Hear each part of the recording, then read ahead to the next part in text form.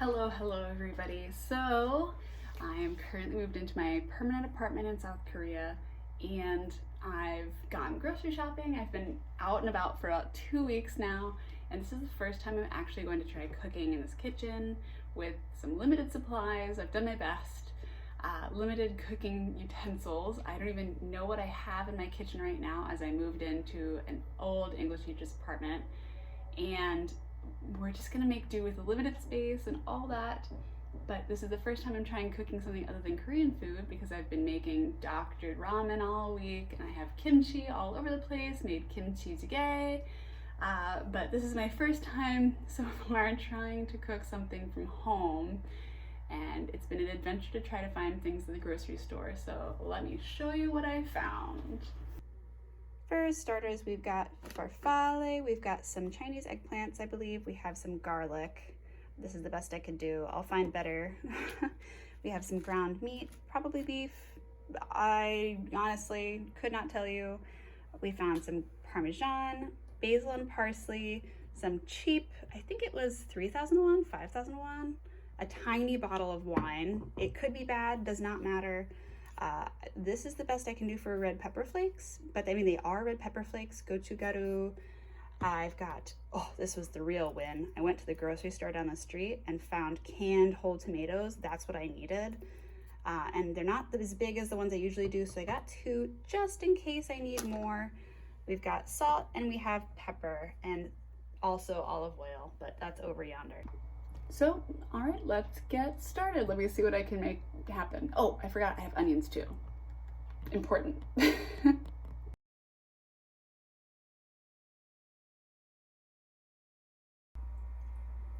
Okay, so I've cut up all of my eggplant and also my onion, and I am currently preheating a pan. Well, I had a spill, so now I'm preheating the pan. And I'm gonna put a little bit of olive oil in there because I'm going to fry up the eggplant.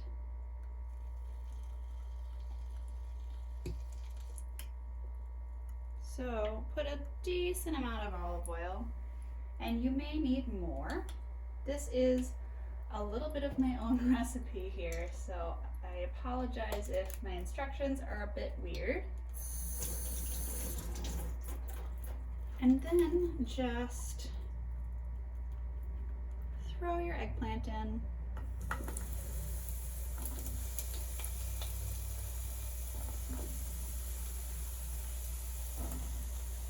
Only enough to cover the bottom of the pan. We're going to fry it in batches. Right about now is a good time to sprinkle it with a little bit of salt. I normally would sprinkle with salt and let it sit to dehydrate for a little while.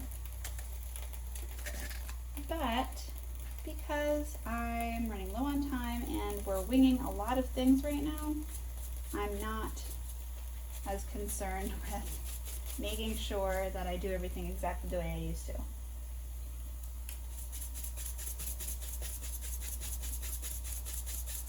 I'm not going to do a lot of this because this salt is very salty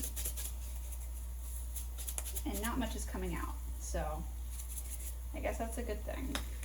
So I'm just going to fry all of the eggplant in batches until I'm satisfied with the browning on it, and then I will take that out and start the next step. Well, this is taking a really long time because I'm cooking the eggplant in batches, but this one, $3, probably less. It's very sweet. Is it bad?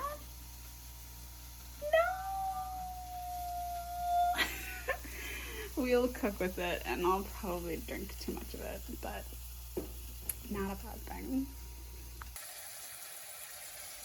Next step is sauteing the meat. Next is cooking the onions and boiling some water while trying to open a can with a spoon because you were dumb and forgot to buy a can opener.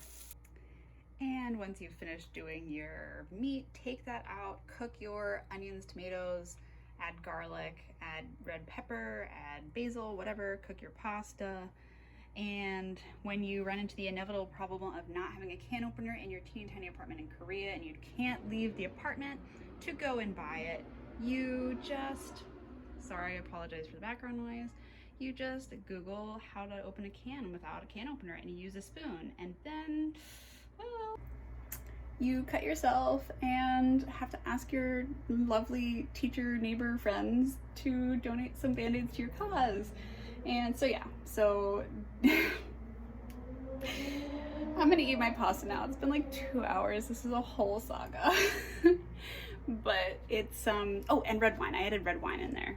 Red wine in the sauce. It's really just kind of throw ingredients together until it works. And at the very end, add Parmesan. I'm going to add Parmesan and a little dribble of pasta sauce to make the sauce a little bit more silky, and then all done. So I'll plate it up and I'll show you what it looks like.